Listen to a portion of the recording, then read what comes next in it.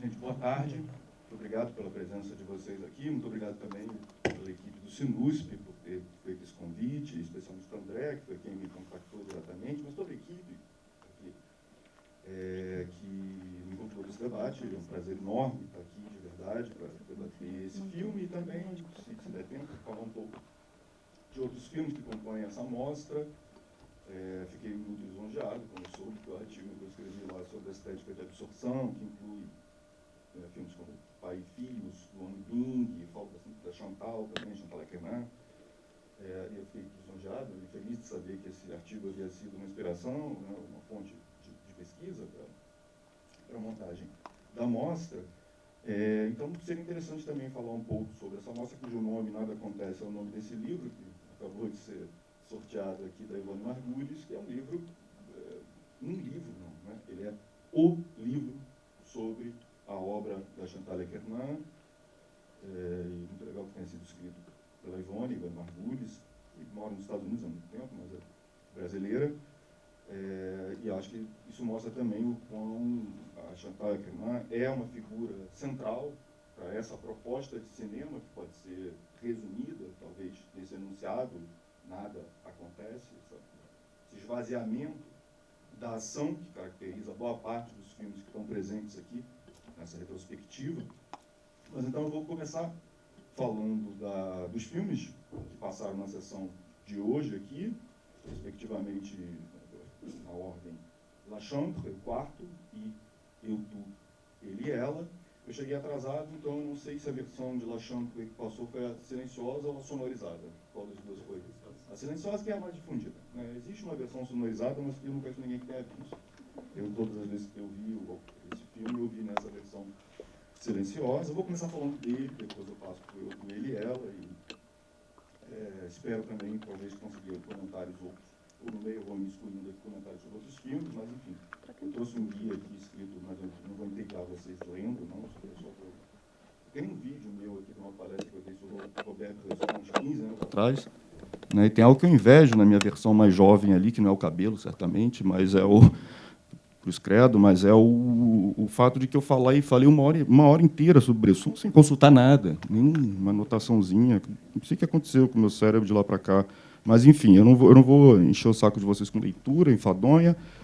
Vamos lembrar do filme aqui, o quarto, La Chambre, esse filme de 11 minutos, que consiste num único plano, um plano sequência, que é uma panorâmica circular, num espaço, um único espaço, esse espaço fechado, que é o quarto em que a Chantal Akerman se instalou em Nova York no começo dos anos 70. A gente sabe que essa passagem dela por Nova York, ali nos anos de juventude, de formação, foram um ponto de inflexão importante, decisivo mesmo para a sua obra, sua trajetória artística, né? A obra dela, no sentido de opus, não existia, ela tinha alguns curtas-metragens, mas em Nova York ela vai participar ali, vai frequentar um círculo artístico no qual figuras pertencentes à vanguarda, do cinema de vanguarda, cinema experimental nova-iorquino, pertencem. Ela vai conhecer, junto com a Babette Mangold, que é a diretora de fotografia de La Chambre, de Jean Diman e de outros filmes da Chantal. Ela, então, junto com a Babette Mangold, vão desbravar esse universo ali do cinema experimental, vanguardista, em Nova York, e isso vai, claro, contribuir muito na busca dela por um sistema estilístico que vai, nos anos seguintes, vai ser depurado e se tornar cada vez mais rigoroso. Mas eu vou voltar a isso depois, mas, enfim, se a gente pega aqui os dados elementares desse filme, né, o quarto, La Chambre,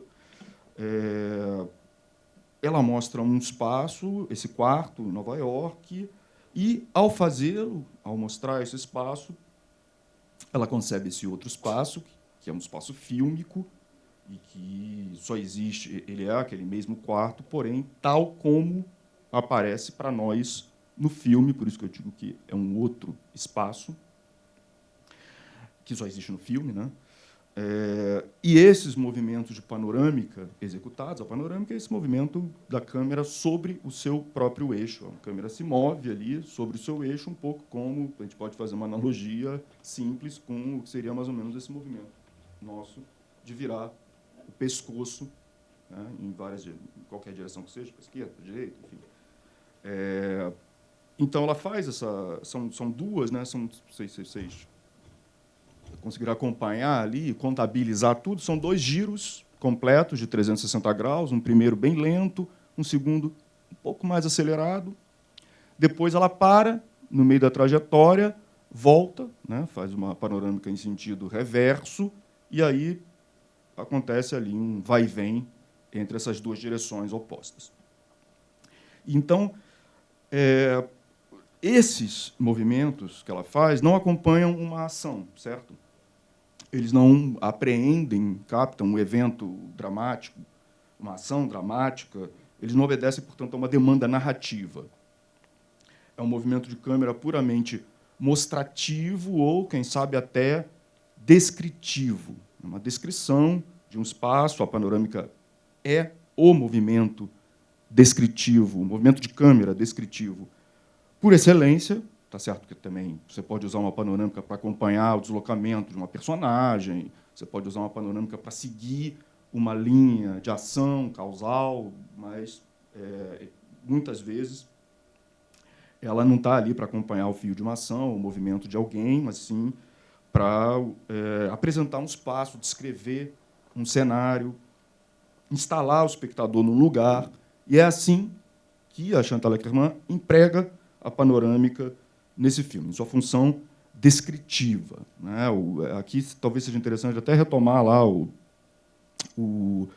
que o Christian Metz, num texto dos anos 60, quando ele está lá elaborando a sua filmolinguística, sua semiologia aplicada ao cinema, ele fala da questão ele faz aquela diferenciação entre o sintagma descritivo e o narrativo, e ele fala que a descrição é efetivamente incompatível com a sensação de um escoamento do tempo diegético.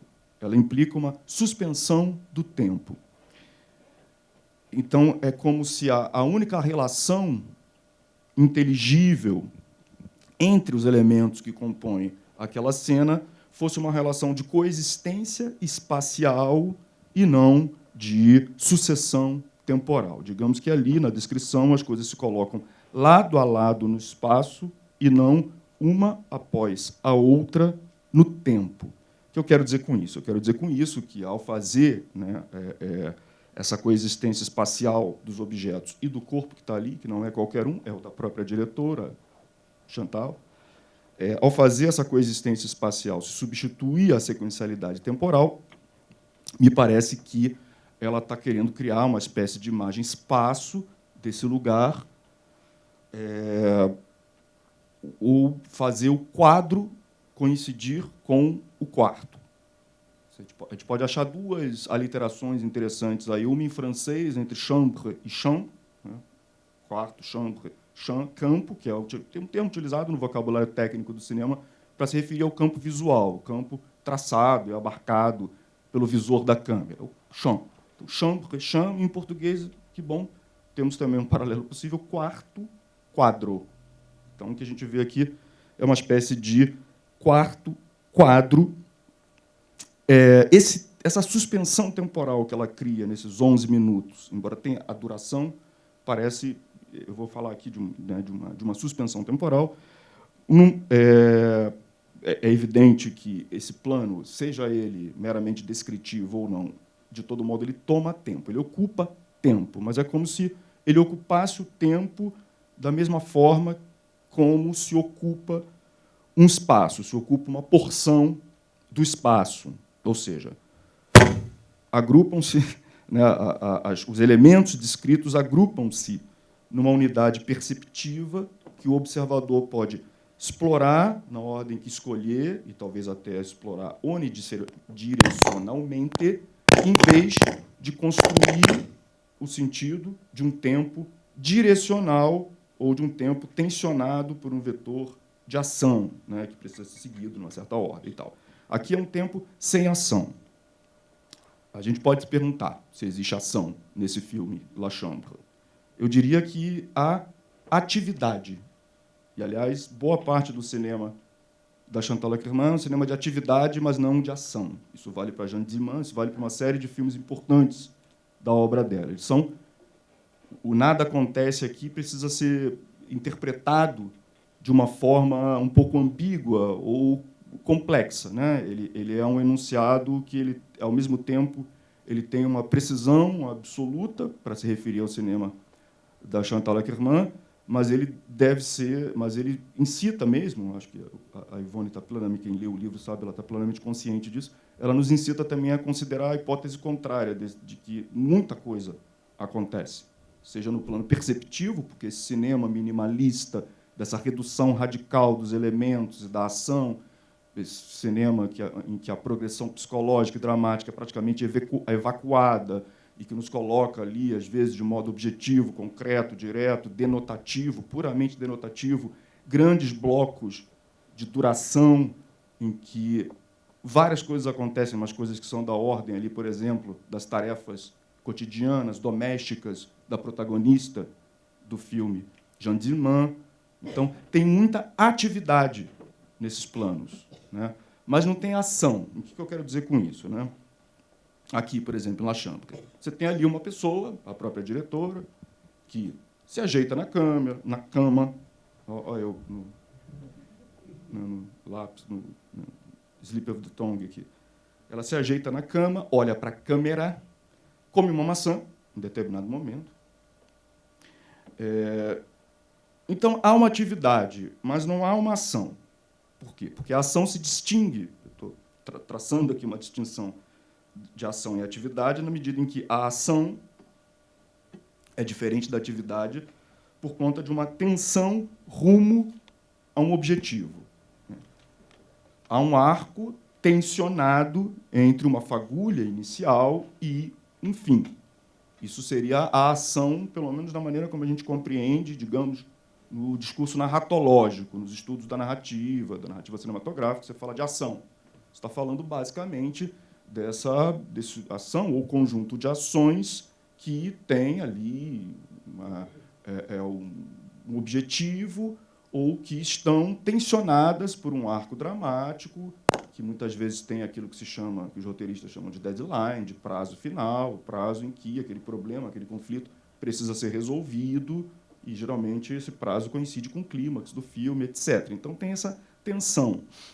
Já a atividade, ela é autossuficiente. Ela está despregada de um sistema causal, consecutivo, ela não assume uma finalidade, ela se basta. E é esse tipo de ação, essa ação que é uma atividade autossuficiente, sem finalidade objetiva, e que se basta, que a gente vê em profusão no cinema da Chantal Akerman. Então, de certa maneira, né, se há uma ação em La Chambre, é a ação da câmera, do movimento da câmera. Esse, sim, parece, entre aspas, motivado, ou pelo menos intencional.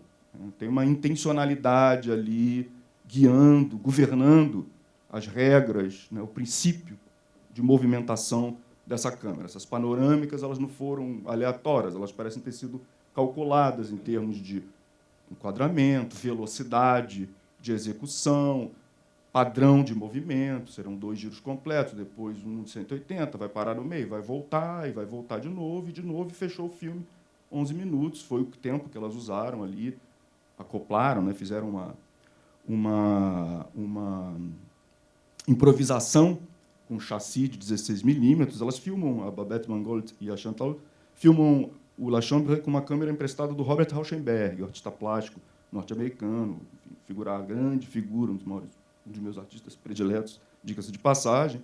Não sei se ainda está no MASP aí o par de obras dele que o Museu de Chicago tinha emprestado ao MASP, se ainda tiver. Acho que eu vou passar lá só para matar a saudade. Mas o fato é que... E, na verdade, assim, é uma câmera do Rauschenberg, mas que vivia em caráter de empréstimo permanente com a Yvonne Rainer, com quem a Chantal Akerman também vai travar um contato via Babette Mangold, que já fazia a fotografia dos filmes da Yvonne Rainer, e essa câmera do Rauschenberg vivia com a Yvonne Rainer para fazer os filmes dela, e vai ser também o instrumento utilizado aqui em La Chambre. Elas acoplam ali um chassi para caber 11 minutos, fazer um plano só. E esse movimento, portanto, dessas panorâmicas, ele é o verdadeiro instaurador do espaço cinematográfico, ele é a força plástica que inventa, cria mesmo, instaura esse espaço e que impede esse espaço de ser apenas um cenário no sentido, né, daquilo que seria o espaço narrativo, o quadro, né, a moldura narrativa da ação, o lugar onde os eventos do filme ocorrem. Não é isso que a gente está vendo aqui, é um outro tipo de espacialidade, ou de espaço fílmico.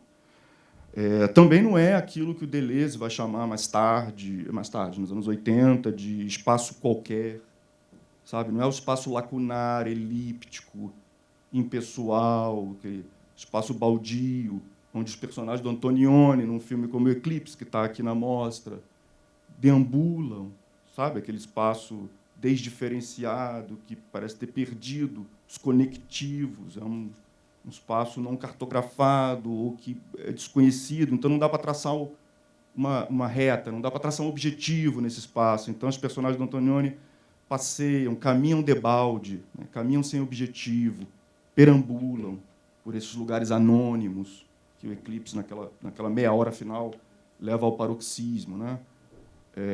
Não é esse espaço também, é um espaço, na verdade, pessoal, privado, né? Doméstico, íntimo, um espaço fechado, que não recebe do mundo exterior, senão aquela luz que entra pela janela, filtrada pelo tecido translúcido da cortina, tem uma cortina fina ali, e é uma luz branca, né? Matinal, fria, baça, invernal. É a luz de uma manhã de inverno do hemisfério norte.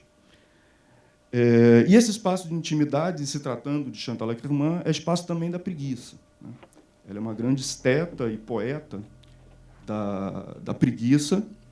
Ela tem um filme maravilhoso, de 7 minutos, que se chama Retrato de uma Preguiçosa, Portrait d'une Paresseuse, que é ela, nos anos 80, né, ela acordando, ela acorda, olha para a câmera e fala: hoje é sábado e eu vou fazer um filme sobre a preguiça.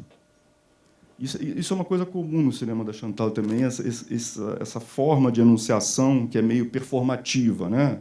No sentido que os linguistas falam dos enunciados performativos mesmo. Ela diz: eu vou fazer um filme sobre a preguiça, e ela está dizendo isso no filme que já é o filme sobre a preguiça. Então, o que ela enuncia, no próprio ato de enunciá-lo, já performa aquilo que ela está enunciando. Então, eu vou fazer um filme sobre a preguiça, é ela fazendo um filme sobre a preguiça. E é genial, porque ela levanta, e a gente está ouvindo lá o violoncelo, né, porque enquanto ela está ali se espreguiçando, acendendo um cigarro, dizendo: não, eu vou primeiro tomar um café.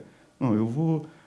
enquanto isso, você está ouvindo ali o violoncelo, e depois ela mostra a companheira dela, à época, Sônia, que é uma violoncelista, exímia, musicista, que está lá fritando no violoncelo, já trabalhando com, né, disciplinada, focada, posturada, assim, aquele exemplo de trabalho, de ação. Tem um objetivo ali, dominar aquela partitura, executar aquela peça, a porfia, a perfeição, né? E o filme fica alternando a Sônia, né, estudando, praticando no violoncelo, a partitura lá, e a Chantal Akerman abrindo a geladeira, aí não tem nada. Aí uma mesa assim, que é uma natureza morta, como aqui tem uma natureza morta também, La Chambre, né? Aquela mesinha ali com as frutas, com umas coisas bem arranjadas ali para parecer uma natureza morta holandesa, sei lá. Aí lá no Retrato de uma Preguiçosa tem uma mesa com fruta, comida, né? A caixa de leite vazia. E aí ela faz uma vitamina, né? Então, o filme fica alternando entre as atividades dela. São várias atividades, ela não fica parada, sabe? A preguiça não é esse lugar da pura estagnação ou da letargia. É esse lugar também de várias tensões, né? A pessoa, o sujeito está ali protendido a realizar uma série de ações, mas elas são proteladas, elas são adiadas, né? Eu tenho lugar de fala, eu sei como é que é.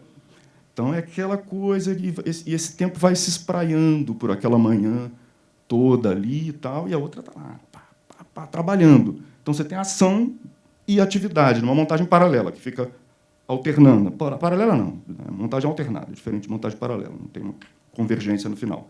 Fica acontecendo alternadamente, até altercada, porque são dois opostos. Uma pessoa que acordou cedo e já está ali praticando, e a outra que acordou... Porque tem um plano do relógio, dois relógios, um digital e um analógico, marcando meio-dia e tanto. Acordou realmente tarde, porque os dois relógios estão dizendo isso. Enfim, é genial esse filme. Procurem, dá para achar na internet, Retrato de uma Preguiçosa. E Dostoiévski, no Memória do Subsolo, diz que a preguiça é um título e uma nomeação. É uma carreira. Está lá na primeira parte de Memória do Subsolo, do Dostoiévski. Mas, enfim, né? Voltando para o La Chambre aqui, é interessante pensar que ela não fez, simplesmente, um enquadramento fixo do cômodo, certo?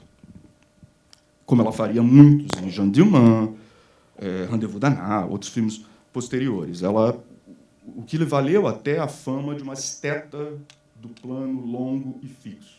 Né? Você procura assim, informações sobre a Chantal Akerman, é muito provável que em muitos lugares apareça aqui o que caracteriza o estilo dela, né, o que os anglófonos gostam de chamar de deadpan style, uma coisa assim, realmente uma estase formal, que beira a imobilidade, ou que faz com que a mobilidade tenha de migrar para esse outro registro, que é o dos microeventos que acontecem, né, no interior do quadro, esse quadro em que, à primeira vista, parece que nada acontece, mas com a duração, né, com aquela decantação em fogo baixo, característica desse tipo de cinema, você vai percebendo que tem vários microfocos de ação acontecendo aqui, ali e tal.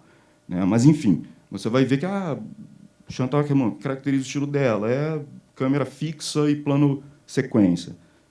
Isso é válido, sem dúvida, para Jeanne Dielman, para muitos momentos do filme que a gente viu aqui, Eu, Tu, Ele e Ela, mas, sei lá, quem já viu La Captive, quem já viu Noite e Dia, quem já viu La Folie à Maillé, sabe que o estilo da Chantal Akerman é muito mais variegado do que isso. Na verdade, ela é uma cineasta que é muito rigorosa formalmente, mas que gosta também de um filme para o outro, como se ela tivesse que reinventar, recomeçar, né, redescobrir seu estilo e encontrar a forma que se adequa àquele filme.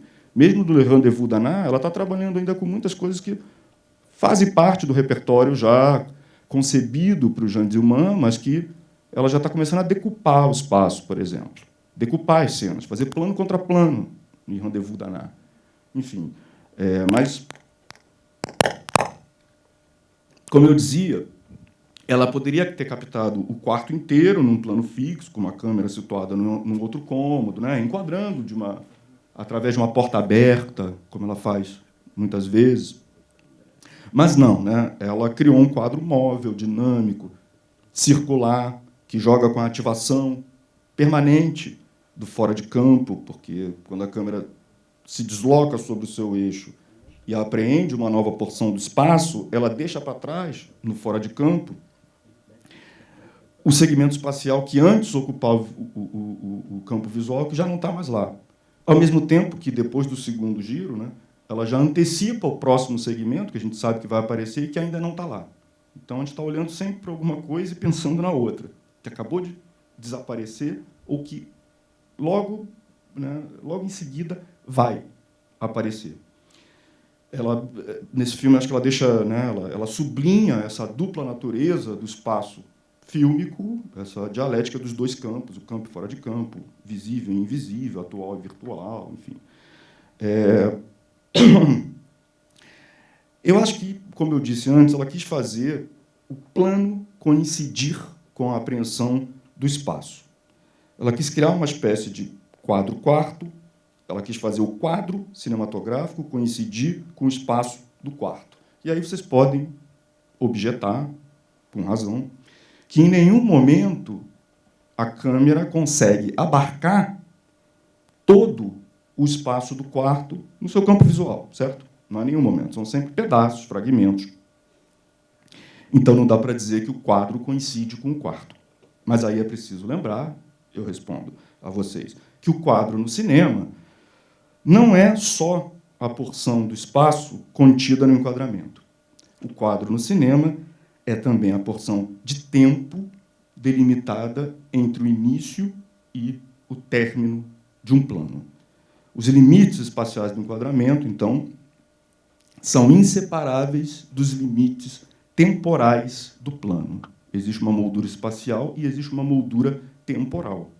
Quem formulou isso já de forma cristalina no início dos anos 80 foi o Godard, quando ele diz, numa entrevista, né, e ele fala isso, anos 80, numa época em que a televisão já superou o cinema como centro, né, da cultura visual no século XX, principal principal mídia da cultura audiovisual, e o vídeo já existe, e essa nova lógica, né, de uma espécie de torneira aberta de imagens, em caráter permanente, que hoje, enfim, na era da internet, né, e da videovigilância, do panóptico permanente, tem sempre uma câmera ligada, captando tudo, em fluxo contínuo, e na internet também, essas lives eternas, que duram horas e dias, enfim. Esse regime 24/7 do audiovisual, ele, de certa maneira, intensifica o que o Godard já percebe nos anos 80, quando ele fala, né, quando ele vê ali o fim do enquadramento. Por quê? Porque não se sabe mais encarar a ideia de quadro, não só no espaço, mas também no tempo. E aí ele diz, acho que hoje, começo dos anos 80, já não sabemos enquadrar, e 3/4 dos filmes confundem o quadro com a janela da câmera, né, com o visor. Enquanto o quadro, na verdade, o quadro é quando começamos o plano e quando o terminamos. O quadro está no tempo. Ele arremata. O quadro está no tempo. O quadro, em La Chambre, são os diferentes segmentos de espaço que a câmera percorre nas suas panorâmicas, é claro, mas são também os 11 minutos que duram o plano-sequência composto por essas panorâmicas. O quadro aqui está no tempo. E se você olha lá naquele belíssimo catálogo do Centro Pompidou, né, que fez uma retrospectiva da Chantal Akerman, que se chama Autoportrait en cinéaste, né, autorretrato como cineasta, tem lá uma parte, que é um longo texto dela, onde ela, em determinado momento, ela dá a definição dela de cinema. E o que é o cinema para ela? É o espaço durante um certo tempo. L'espace pendant un certain temps, ela diz. E é nesse momento também que ela diz que a pior coisa que você pode dizer para ela, ou para qualquer pessoa, a pior coisa que você pode dizer ao sair de um filme dela é, nossa, nem senti o tempo passar. Que é uma coisa que geralmente a gente fala em tom elogioso, né? Quando a gente diz que, sei lá, acabou de assistir a um filme de 3 horas, de 4 horas, e fala, mas para mim, eu nem senti o tempo passar, isso geralmente é um elogio, significa que você não se entediou, que você não achou chato, que o tempo não foi pesado, mas aí isso ofenderia a Chantal Akerman, porque ela dizia, não, eu não quero roubar o tempo das pessoas. Né? Um filme que nos faz esquecer do tempo, ou deixar de sentir a espessura do tempo, é um filme que, na verdade, roubou de nós esse tempo. E é o que vai, digamos assim. A Chantal está sendo muito mais profunda que isso, mas eu vou botar o debate aqui no rés do chão. É o que, de certa maneira, o entretenimento escapista faz conosco, né? Nos aliena. Ele é ali o complemento daquilo que o trabalho disciplinado, alienado, faz com a gente. A gente tira daquele tempo, sequestra aquele tempo, mas aí vem o filme lá que te envolve naquela história durante 2 horas, a ponto de você esquecer, ou melhor dizendo, não sentir que se passaram 2 horas, hoje maratonando série, 2 dias, né? Ele te sequestrou mais, te roubou mais tempo também. E ela quer que você sinta o tempo. Eu vou voltar a isso depois. Mas, enfim, né?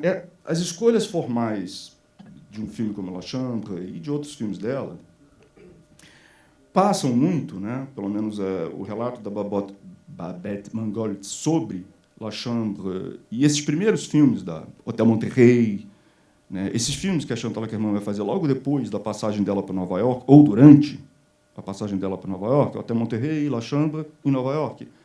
Em Bruxelas, quando ela retorna, Eu, Tu, Ele e Ela, e Jeanne Dielman.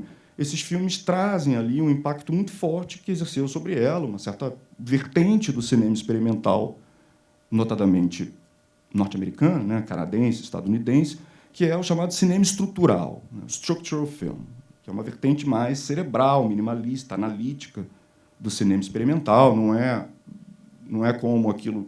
Quem criou esse termo foi o P. Adam Sidney, um crítico, historiador de cinema, que tem aquele livro Visionary Film, mas a primeira formulação da noção de cinema estrutural está lá no artigo que ele escreve em 1969 para a revista Film Culture.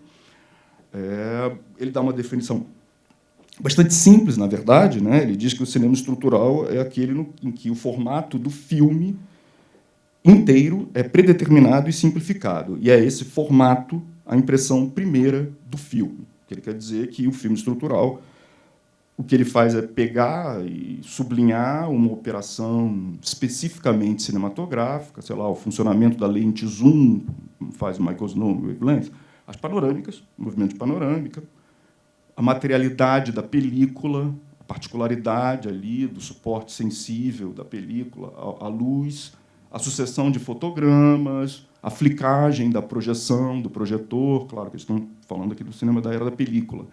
Você pega uma operação especificamente cinematográfica ou um conjunto interrelacionado de operações e faz disso, digamos, tanto a forma como o conteúdo do filme. Essa ideia de que a forma e o formato coincidem, acho que é algo que o Sidney vai buscar num texto do Michael Fried sobre a pintura do Frank Stella, né? Shape as Form, formato como forma.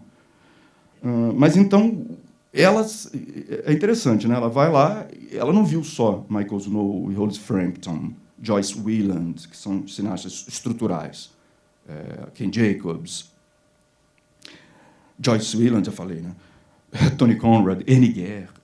Ela viu também Stan Brakhage, ela viu também Kenneth Anger, né? Que é essa vertente mais poética, mitopoética, como diz o Sidney, mais voltada para o expressivismo subjetivo, para uma coisa, um subjetivismo romântico, visionário, lírico, né? Um cinema do lirismo, das potências alucinatórias da visão hipnagógica, da visão do sonho, né? De uma subjetividade transbordante.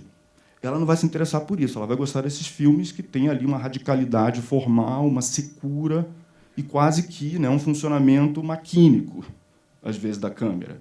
E o filme que particularmente impressiona ela e a Babette Mangolds é A Região Central, do Michael Snow, que é um filme de mais de 3 horas, que consiste nos movimentos em várias direções de uma câmera acoplada a um braço robótico que explora uma paisagem montanhosa, uma paisagem rochosa do Canadá.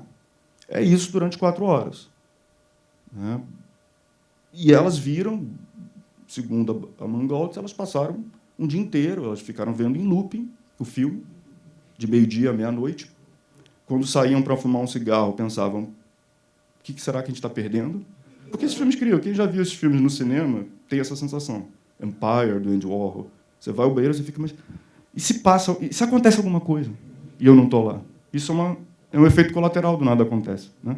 Parece que você está ali, naquela espera, naquele tempo, e se você pisca e perde alguma coisa, é como se tivesse sido tudo em vão. Né? E aquilo se torna um grande acontecimento dentro desse tecido homogêneo do tempo. Né? Mas então elas viram ali Região Central, de maneira hipnótica, obsessiva, e foram fazer esse filme, que era um filme à maneira Michael Snow, o La Chambre, muito mais, né, que remete ao próprio a região Central, mas também um filme chamado Back and Forth, que, na verdade, é uma seta para um lado e uma seta para o outro, para não dizer, né, o filme das setas, a gente fala Back and Forth, né? Vai e vem, vai e vem. Que é uma panorâmica, de um lado para o outro, num espaço fechado também. E aqui ela vai fazer um filme lá, Michael Snow, mas ela faz algo mais. Né? Ela cria uma espécie de grande reflexão filosófica, eu diria, né, sobre o lugar do eu, o lugar do ego, a projeção do eu dentro desse espaço. Tem uma coisa aqui meio... Porque, ao mesmo tempo, você pode dizer que esse filme circular, cujo movimento remete ao movimento de uma órbita, de uma galáxia, enfim, de uma organização do cosmo, do universo, e muitos, Ivone Margulis, Jean Arboni, Jérôme Monsilovitch, muitas pessoas grandes, que escreveram grandes textos sobre a Chantal Akerman, destacam esse aspecto meio cosmogônico. Às vezes parece que ela está querendo reproduzir ou criar um simulacro de criação de mundo. Né? Eu, tu, ele, ela. Primeiro dia, segundo dia, terceiro dia, quarto dia. Parece que ela está narrando a criação, a gênese do universo, né? Ou de um universo. né? E ali no La Chambre, de maneira mais simples, mas ao mesmo tempo complexa, essa câmera girando é a criação de um universo, né? E quem é o centro desse universo? A Chantal Akerman. Você pode dizer, por um lado, né? Ao mesmo tempo, você pode dizer que o filme fica a todo momento flutuando entre o egocentrismo, né, e a ausência de centro, porque ela perde esse centro também, ela abandona esse centro em prol de outra coisa, talvez de um esvaziamento do centro. Não tem centro, não tem nenhum sujeito colocado no centro. Isso é retomado no Eu, Tu, Ele e Ela. Olha o nome do filme, né? O encadeamento de 4 pronomes nominais que incluem não só as 3 pessoas do singular, mas a 4ª pessoa do singular, ela. Isso é interessante. O nome do texto do Jean Narboni sobre esse filme, que é um texto que ele escreve para a Cahiers de Cinema em 77 ou 78, porque esse filme só vai circular depois do Jean Diman. Esse filme só tinha passado em festivais. Aí, com o sucesso, né, de Jean Diman, vão descobrir, ela fez um filme anterior, que dizem que é bom. E aí o filme lança, e eu acho ele, né, não bom, mas magnífico. Muito bom, muito bom. Ela fez com 24 anos. Muito, muito bom. Se tivesse feito com 60, continuaria sendo maravilhoso, mas eu acho espantoso que ela tenha feito com 20 e poucos anos. Bom, e aí o texto que o Jean Narboni escreve quando o filme finalmente entra em cartaz, né, em 78, eu acho, é a 4ª pessoa do singular. Que a gente pode dizer, é o ela ou é essa 4ª pessoa que, na verdade, não existe. Ou que vai. É a busca, né, é o sujeito como esse lugar que a gente pode encarar como ausente, ou instável, ou simplesmente não fixo, instável, né? Como se a posição subjetiva ficasse a todo momento flutuando entre esses significantes. Eu, tu, ele, ela. Certo? Mas eu vejo lá, já no filme anterior, né, esse curta La Chambre, eu vejo já essa descentralização, ou essa, na verdade, essa tensão pendular, vamos dizer assim, entre uma espécie de egocentrismo, né, de colocação dela no centro desse sistema formal, que é também uma espécie de universo autoral, ali ainda em etapa de gestação, e, ao mesmo tempo, dizendo que não, mas eu estou no centro e não estou ao mesmo tempo. Bom, eu acho interessante que há algo, né, de um funcionamento. Bom, né, rapidamente, sim, antes de passar para o outro ele ela. A Babette Mangold diz que nesse filme, né, o La Chambre, a Chantal Akerman descobriu algo que seria fundamental para a obra dela dali em diante, que é, palavras da Babette Mangold, a ligação entre a sistematicidade de um conceito da câmera e do olhar e a atenção dirigida aos gestos de uma vida. Em outras palavras, né, a Chantal Akerman descobre a premissa paradigmática que vai organizar os seus filmes. Ela organiza os filmes dela de uma lógica de paradigma, ou seja, tem um conjunto vertical de ideias formais, de princípios de construção, né, de conceitos ou complexos de ideias plásticas e conceitos teóricos que, de uma forma, digamos assim, vertical, organiza o filme. Só que o que é interessante é justamente que, né, o que está ali na cadeia sintagmática, ou seja, na sucessão de planos que constrói, uma montagem de ações, ou melhor dizendo, de atividades, aquilo ali, de certa maneira, bagunça o sistema, né? Isso vale para praticamente todos os filmes dela. Ela bagunça o sistema. Tem algo de maquinal em La Chambre, né? Tem algo de um funcionamento maquinal, de uma programação cibernética nesse movimento de câmera, mas que é sabotado. É sabotado pela própria presença humana em quadro, que é a presença da diretora, que é leve, é zombeteira, ela relativiza o próprio radicalismo formal, ela relativiza a sistematicidade maquínica do procedimento empregado, do movimento da câmera, né? Tem algo de burlesco no cinema da Chantal Akerman, que ela vai levar muito para o eu, tu, ele e ela. Tem muitos momentos ali que ela comendo açúcar compulsivamente poderia ser o Chaplin fazendo aquilo em filmes como Em Busca do Ouro. Poderia ser. Né? Ela tropeçando quando chega na casa namorada, ex-namorada, no final, né, se atrapalhando com o zíper do casaco. São cenas burlescas. Né? Ela tem um trabalho com o corpo burlesco e que no Jeanne Dielman vai virar uma espécie de anti-burlesco radical, porque os procedimentos são parecidos, o rosto dela ali é meio o rosto de Buster Keaton, né, sem expressão. Ela está o tempo todo interagindo com objetos, num plano geral, como são os heróis do cinema burlesco, mas, de alguma forma, aquilo ali não, né, não tem graça, digamos assim. E é proposital isso. No Eu, Tu, Ele e Ela, vocês viram, o filme é dividido em 3 partes, certo? E ela mesma, a Chantal Akerman, diz que ela dá nome para essas partes. Ela diz que a primeira parte é o tempo da subjetividade, ou seja, aquela parte toda que ela está em casa ali, escrevendo aquelas cartas, né, para uma namorada que terminou o relacionamento com ela, comendo açúcar, né, espalhando as cartas pelo chão e tal. Depois tem a segunda parte, que é a parte da estrada, que ela chama de tempo do outro ou da reportagem. E, por fim, a parte em que ela chega na casa da namorada, que é o tempo da relação. E tem ali um elemento, digamos, né, cenográfico, que eu acho muito interessante nesse filme, que é... Ela está naquele quarto que ela vai esvaziando aos poucos. Ela diz em off, né, que ela pintou a parede de uma cor, depois pintou de outra. O filme faz várias decalagens, né, entre voz e imagem, né? Entre som e imagem, entre ação e narração em off. Tem horas que ela diz que está fazendo uma coisa, mas ela está fazendo outra na imagem. Ou então ela está fazendo uma coisa que... Ela dizendo que vai fazer uma coisa que ela já fez. Ou ela vai fazer, né? Ou então ela diz que fez uma coisa que ela só vai fazer... Não, é isso que eu tinha falado, né? Que ela vai fazer depois. Ou então ela diz que vai fazer uma coisa que já fez, enfim. Ela joga com essas decalagens e, às vezes, tem uma coincidência ali. Isso é algo que a Marguerite Duras depois faria em vários filmes dela, India Song e outros, usar uma narração em off que, às vezes, parece despistar a imagem, às vezes parece coincidir. Então, isso cria uma espécie de desconfiança nossa com o caráter indicial da imagem. A gente, historicamente, entendeu que a imagem cinematográfica, fotográfica, é uma imagem que guarda com o seu referente uma noção, uma relação de índice, portanto, é uma espécie de atestado mecânico, né, de uma autenticidade mecânica da realidade o que está naquela imagem. Mas é que quando você coloca esse áudio que fica driblando, ou que entretece com a imagem uma relação de ora, coincidência, né, correspondência, ora, divórcio, você fica meio em dúvida.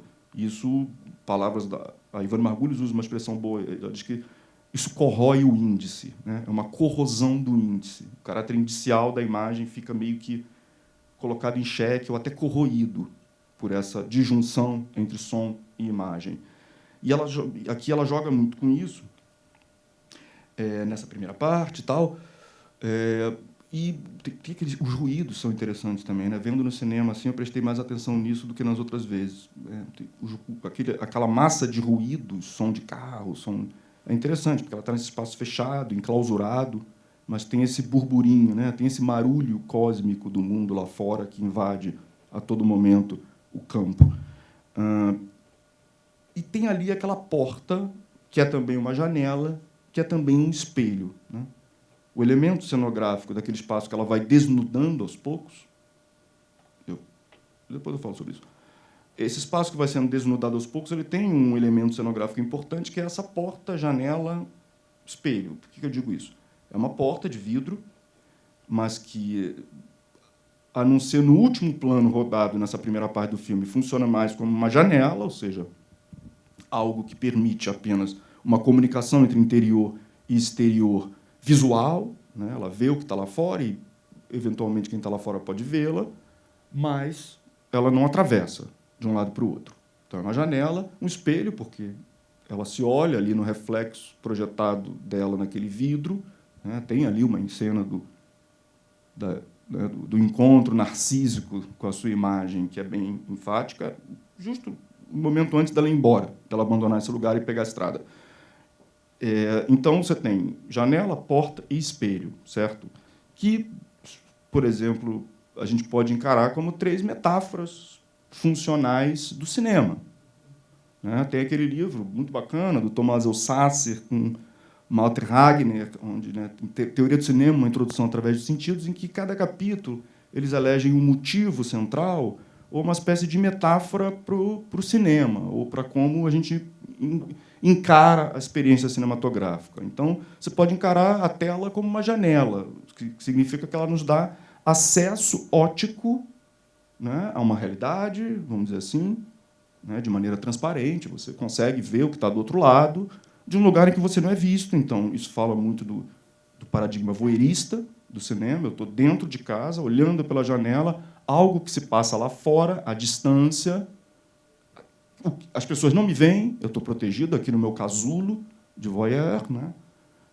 É uma relação descorporificada, porque eu só estou implicado naquela experiência com a percepção ocular, auditiva, mas eu não estou implicado nela, né, de forma efetivamente corpórea. E tem uma distância, tem uma separação sujeito-objeto, né, e uma descorporificação dessa experiência. A porta já é um pouco diferente, porque ela pressupõe que a tela do cinema é um limiar, é uma fronteira, e que ela pode ser atravessada. Né? Há um transporte que, claro, no mais das vezes, se dá num regime psicológico. É um transporte imaginário, mas eu me projeto naquele mundo. O filme pode me convidar a fazer a travessia, mais ou menos perigosa, de um outro espaço. É o que permitiu, por exemplo, ao Foucault, naquela famosa construção teórica dele da noção de heterotopia, né, que inventou a palavra, mas ele falou muito sobre isso. Ele inclui no rol das experiências heterotópicas ou das heterotopias o cinema. O cinema é um lugar que se abre para um outro lugar, né, o que te permite acessar um outro lugar. Então, né, tem essa ideia de que o cinema, de certa maneira, né, tem essa liminaridade, tem a passagem para um outro espaço, mas também para um outro tempo. Tem um transporte, tem um deslocamento aí que é espacial, que é temporal, que é ontológico, que é uma outra realidade, que pode ser parecida com a nossa, mas é outra. Né? Então, a porta já é uma outra ideia. Já é uma ideia realmente de que o cinema, a tela pode ser uma fronteira entre realidades espaçotemporais, ou né, registros espaçotemporais diferentes. E o espelho já é uma superfície opaca e transparente ao mesmo tempo. Reflete o espaço, nos devolve a nossa imagem, nos devolve uma imagem duplicada do mundo. Então, a tela aqui ela já não é mais o lugar. A janela, que é atravessada pelo olhar, a porta, que é atravessada, digamos, pelo sujeito, mesmo que num transporte psicológico imaginário, ela é alguma coisa que devolve o olhar. A ideia de reflexividade, ou seja, de um cinema que reflete sobre os seus próprios meios de produção e de sedução do espectador. A ideia, claro, do estádio do espelho lacaniano, dessa identificação que você cria com essa imagem que você vê no espelho, que é a sua imagem, ao mesmo tempo é uma outra coisa, porque é você arrancado de si mesmo, jogado para o espaço exterior, onde você se vê rodeado pelo mundo, né, o mundo externo, e se descobre parte desse outro mundo, e aí você adentra lá ao imaginário, enfim. Né, e que toda aquela ideia, o eu ideal, começa a sofrer as neuroses do ideal do eu ideal. Né? Mas, enfim, o espelho tem uma outra relação também. Não é? E eu diria que há uma quarta aqui, porque depois que ela atravessa a porta, e não à toa, depois que ela atravessa a porta, ela vai parar na estrada, ela vai vira um filme de aventura, um road movie paradão. Né? Um road movie sem aventura. Com aventura, podemos dizer. Mas, enfim... né, esse filme nos encara bastante, né, um filme interpelativo. A imagem... E aí, o que eu estou dizendo disso tudo? Essa porta, janela, espelho, eu acho que são formas como o filme modula esse anteparo, essa interface de contato dele conosco, que é a tela, que é a imagem dele. Às vezes, ele nos coloca numa posição de voyeur. Ele se oferece como janela. Eu estou vendo aqui uma outra coisa de uma posição em que o filme parece me deixar, né, a uma distância há uma separação daquilo que eu estou vendo. O que está acontecendo lá e eu estou vendo aqui. Às vezes o filme parece funcionar, a tela parece funcionar como uma porta. Você embarca junto com o filme numa espécie de aventura, ou você vai para uma outra realidade. E, às vezes o filme parece funcionar como um espelho, ele parece querer devolver o seu olhar. Né? Não só explicitamente, quando nas partes em que ela está olhando, em que há muitos momentos do filme, sobretudo na primeira parte, que a Chantal Akerman nos olha, né? De frente. Nos interpela frontalmente, ou se exibe frontalmente. Há um exibicionismo performático de várias cenas do filme que também mostram que ela reconhece a presença da plateia. Que é uma coisa que muda um pouco no Jean Diman. Né? No Jean Diman é como se o plano de representação da tela sofresse ali uma espécie de rotação de 180 graus. Eu acho que ele está no eu, tu, ele e ela, ele está funcionando quase o tempo todo ali numa ideia de que ele reconhece a presença nossa aqui. Você está aí.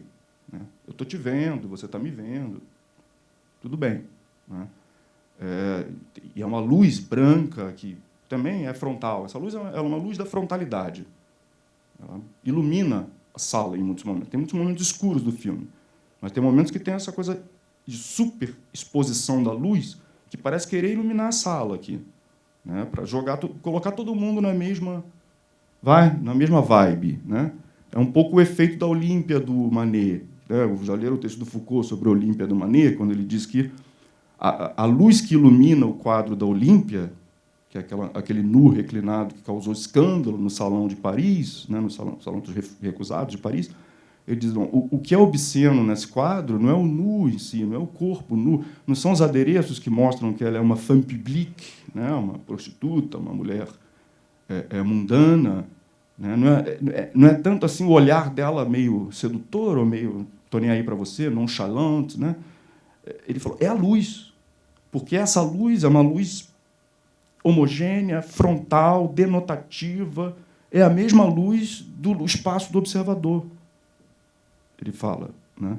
A pintura do Manet e o lugar em que o observador está partilham a mesma luz. Ele fala, quem ilumina o quadro é o observador. Seus olhos são lanternas que iluminam o corpo da Olímpia. Por isso que ele se sente agredido, porque ele fala, não, eu sou... O que é obsceno aqui não é o quadro, sou eu. Sou eu. Ou então, eu e ela não estamos separados, né, por uma distância histórica, mitológica. Não é a Vênus de Tiziano. A Olímpia não pertence ao Olimpo. Ela pertence a uma cama onde eu já estive. Né? Isso é obsceno. Traz para muito perto. O obsceno é aquilo que sai da representação e nos procura, né? Vem para frente. Então, aqui tem o efeito dessa luz também, que é uma luz que, ela está englobando todos nós, ela não é exclusiva ao espaço do filme. Muitas vezes ela está vindo na nossa direção também, essa luz. Então, esse filme tem esse modo de funcionamento também. E eu acrescentaria, né, janela, espelho, porta, eu diria pele, uma quarta metáfora funcional. Na cena final, né, quando ela encontra a amante, tem aqueles 3 longos planos delas, de sexo delas, no final do filme ali. Muita gente, né, comenta essa cena como, bom, é tanto uma cena de sexo como uma cena de luta livre, ou de jiu-jitsu, de luta, falando disso no sentido de que, bom, aqueles 2 corpos, ao se entrelaçarem, né, o acasalamento, ali, o enlace erótico, ele traz também uma parte de luta, de briga. E colocando isso, não vai dizendo, digamos que numa economia libidinal, não falando isso no sentido assim, né, negativo, mas colocando isso dentro de uma certa economia libidinal daqueles corpos ali. Estão lutando e se amando ao mesmo tempo. Né? Mas eu confesso que faz sentido, sobretudo para o primeiro dos 3 planos. Né? Mas eu vejo de outra forma, na verdade, sinceramente. Assim, faz sentido, mas não faz para mim. Eu acho que, na verdade, aquela fricção entre os 2 corpos, que o som acentua, você ouve realmente o som de 2 corpos se arrastando, se friccionando um no outro.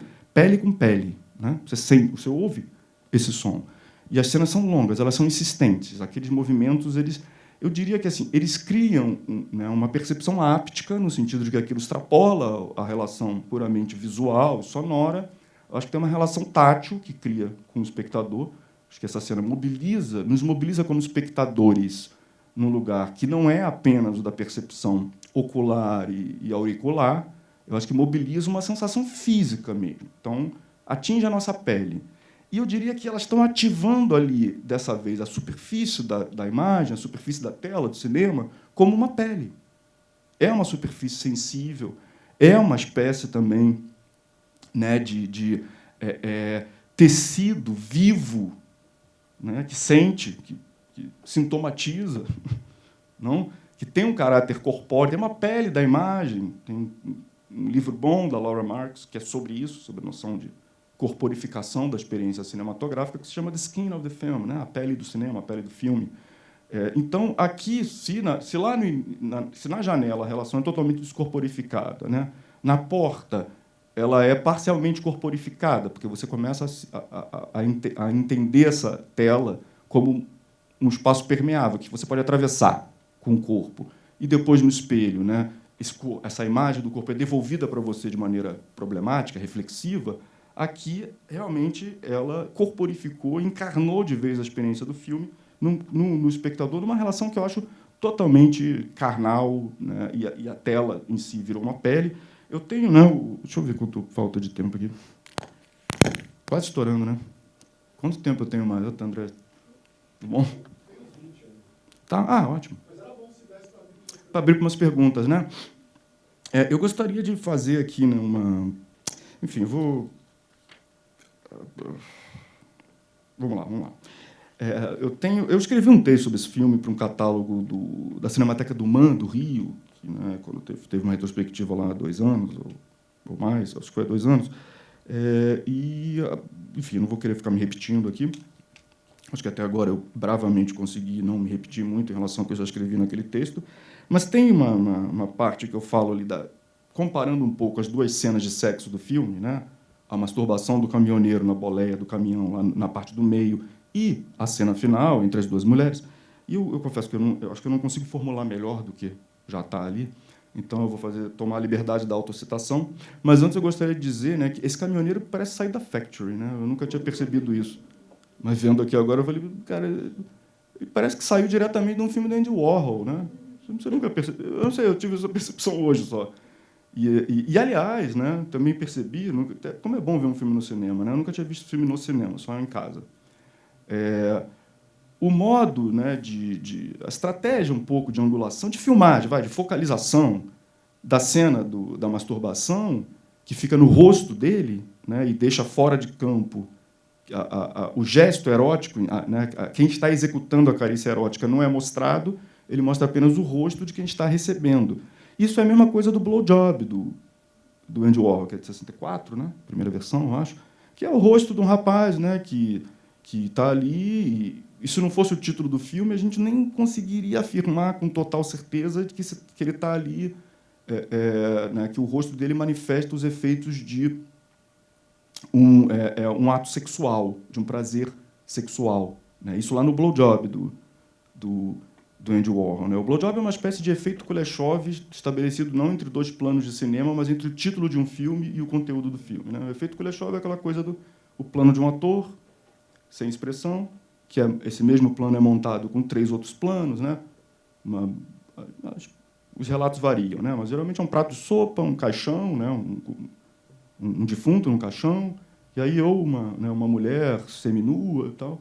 Então, a cada vez que esse mesmo plano, desse mesmo rosto sem expressão, é montado com um desses planos, a gente interpreta a expressão dele, ou o significado, né, dessa acoplagem entre esses 2 planos como fome, né, pesar, luto, ou lascívia, desejo, projeção erótica do olhar, tal.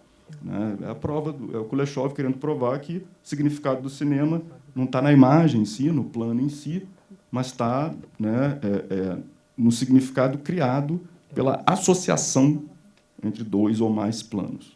É um terceiro termo, que não está nem no plano A nem no plano B, mas na soma dialética dos 2 C, que é no nosso cérebro, do espectador. Né? Mas o blowjob é isso entre o título do filme e a imagem. É uma imagem só, um plano sequência, mas o que nos permite concluir, né, que se trata de prazer sexual, o rosto dele, o olhar ali, é que o título do filme é blowjob. Né?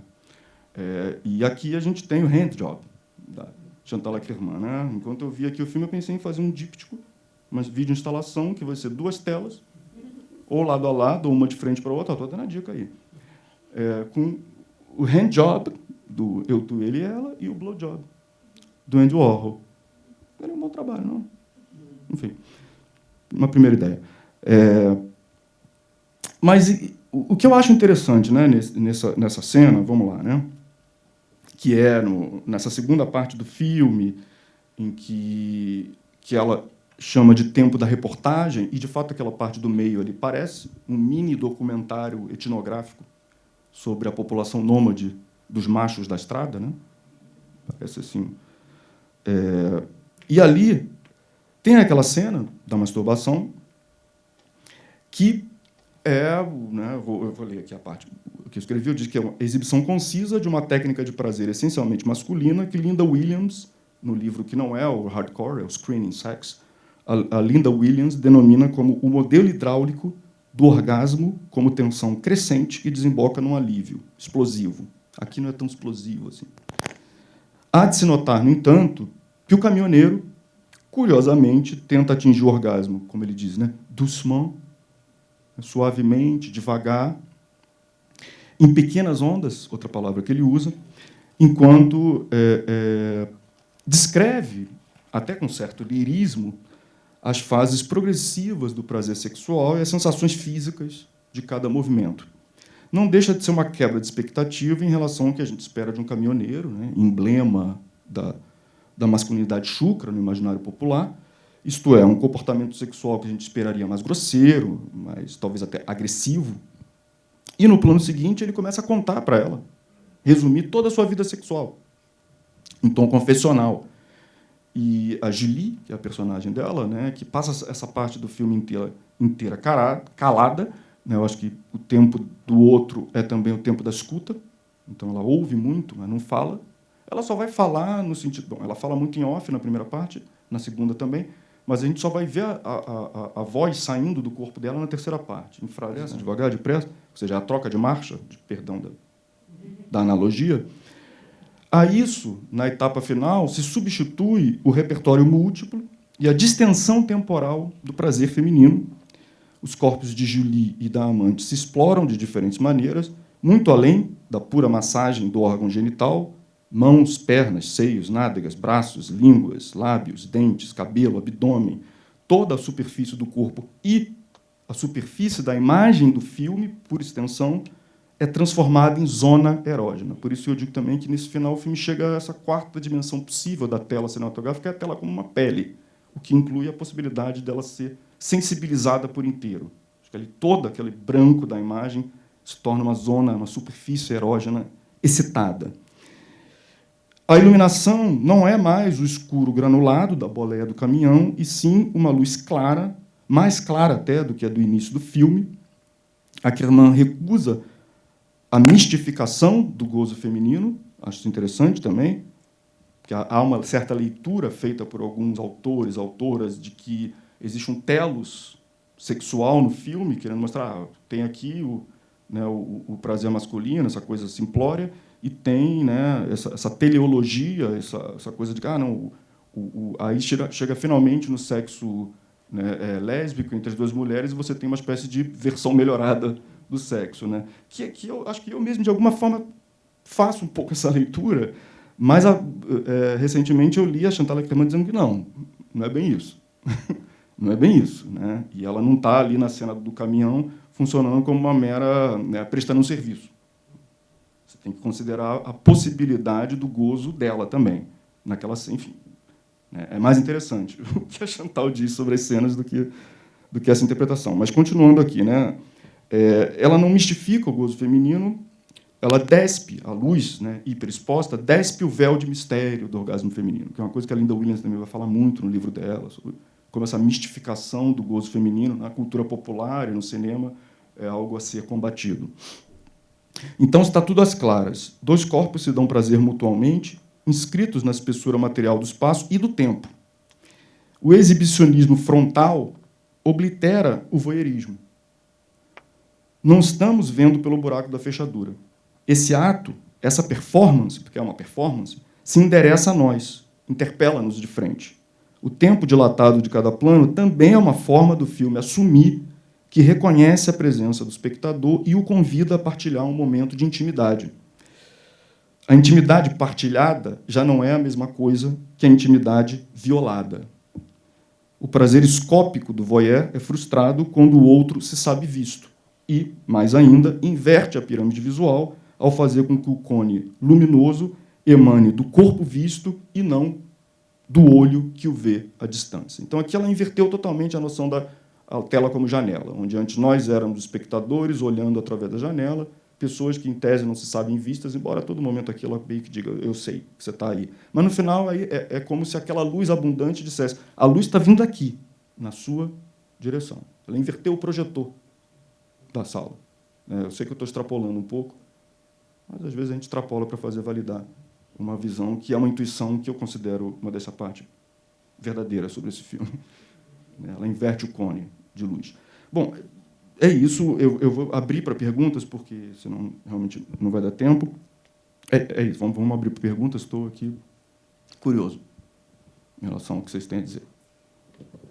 Opa, tudo bem? Eu queria saber um pouco como você entende uma coisa que me chamou muito a atenção no filme, também sobre a iluminação, é esses momentos do quarto que são muito claros e ele escurece, a gente consegue ver ali bem o grão, e no final também ela abre a janela, né?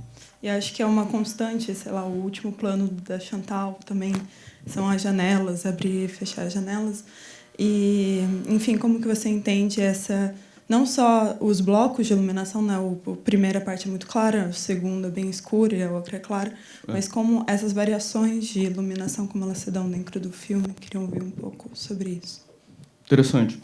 De fato, né, existe uma oscilação. Eu acho que dificilmente a gente encontra um plano nesse filme, existem, mas eles estão em minoria, os planos que a gente pode dizer que existe uma luz equilibrada, né, uma luz balanceada, enfim. Parece que ou está subexposto ou está superexposto. Ela está trabalhando com 16 milímetros, o que confere também uma granulação ainda mais, né, concreta mesmo, né, mais palpável para essas imagens, uma aspereza muito grande, sobretudo nas cenas do caminhão, na segunda parte, essas cenas noturnas, né. Eu acho que tem os planos com a luz muito chapada, muito clara, eles tendem a colocar a imagem mais como superfície, inclusive no sentido assim de uma folha à espera do signo, sabe? Um lugar de escrita, de escritura, para usar uma coisa mais, né, derridiana, bartesiana. Acho que é a Ivone Margulis que me fala daquele plano em que ela espalha as cartas pelo chão do quarto, né? E entre a câmera e o colchão, no chão ali em que ela está deitada, a gente tem aquelas folhas como se estivesse dizendo, ó, esse espaço aqui do plano, para ela, é também o espaço da escrita, da escritura. Então, é uma superfície em que certos significantes se inscrevem. Então, e esses planos com muita iluminação, brancos, eles tendem a falar disso. Ó, isso aqui é uma superfície onde eu vou escrever alguma coisa.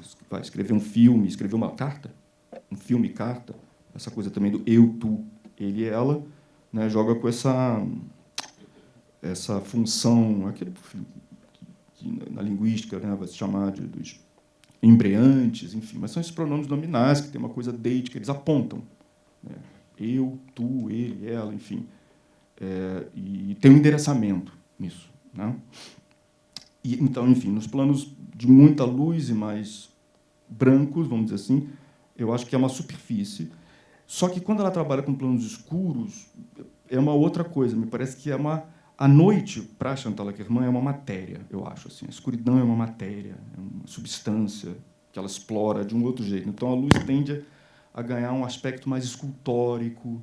Parece que é uma coisa que ela está talhando ali, um volume mesmo, sabe? Que ela está talhando. Isso, do ponto de vista plástico mesmo, é como eu percebo essas alternâncias entre iluminação abundante e falta de luz, essa falta de equilíbrio, né? E é como, sei lá, fosse uma ideia de que esse corpo não acha a situação luminosa equilibrada, porque também é um corpo buscando um espaço, né? Parece que ela está construindo espaço à volta dela. Por isso também que eu acho que é muito bom ver junto com La Chambre, porque, sabe, tem essa coisa de construir o espaço ao redor desse corpo, e que no Eu, Tu e Ele ela parece uma relação problemática, sabe, conflituosa. É uma crise de espaço também que esse corpo está sofrendo, tanto que ele modifica totalmente o espaço, ele desnuda o espaço. Eu vejo também esses planos muito iluminados como uma ideia de desnudar a imagem. Ela está tirando a roupa, ela está esvaziando o espaço de móveis, de roupa de cama, ela deixa só o colchão, sem roupa de cama. O espaço está nu. E, por fim, eu acho que a imagem do filme está nua, também está despida. Por isso que aqui a ideia de, né, não há uma... Assim, não a própria pornografia não entra em questão, porque é simplesmente uma franqueza tão grande, uma frontalidade tão absoluta. Essa imagem já está se desnudando na nossa frente de tal maneira que ela está obliterando a própria possibilidade desse investimento pornográfico na imagem. A obsessão realista, né, e a tentação pornográfica da imagem não vão se encontrar aqui nesse filme. Então, eu vejo essa imagem desnudada, e as imagens escuras é quando ela volta a esse lugar em que o corpo é parcialmente visível, as coisas são parcialmente visíveis. Mas eu vejo, sobretudo, do ponto de vista formal, assim, eu posso dizer que eu vejo superfície e volume entre o plano claro e o plano com pouca luz. O plano superfície e plano volume. Gente, como a gente já vai ter a próxima sessão agora às 7 horas, eu vou encerrar o debate. Queria agradecer muito a todos que vieram, agradecer ao Luiz pelo debate, que foi muito bom. Convidá-los, a Mostra Nada Acontece ainda dura até amanhã aqui na Cidade Universitária e no fim de semana no Maria Antônia. E convido vocês para as sessões e para a nossa próxima mostra. Obrigado.